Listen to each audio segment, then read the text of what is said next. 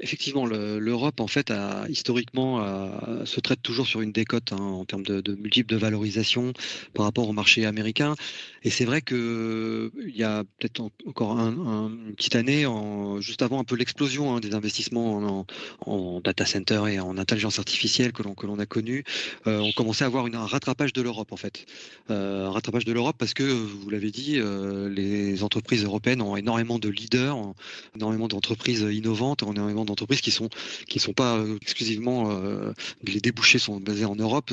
c'est des débouchés qui sont basés partout dans le monde et ont eu donc une forte croissance à l'international. Et donc malheureusement, c'est vrai que les investissements et tout ce développement des hyperscalers,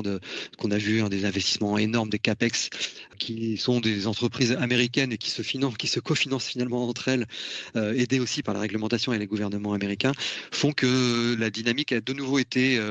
sur les entreprises américaines. Cependant, aujourd'hui, l'Europe redéveloppe des mesures et des plans d'investissement européens qui vont permettre pour nous de rattraper ce décalage de croissance. C'est vrai qu'on a des estimations générales de croissance, de résultats pour les entreprises américaines qui sont autour de 10-15% et les entreprises européennes plutôt entre 5 et 10%. Aujourd'hui, nous, ce qu'on pense que le marché n'a pas capté, c'est que cette reprise en main du destin européen, hein, va permettre de générer des fortes croissances, des résultats des entreprises à l'avenir,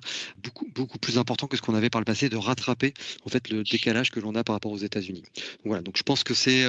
un des éléments moteurs qui arrive et donc voilà, c'est une des thématiques très porteuses pour l'Europe dans les années à venir.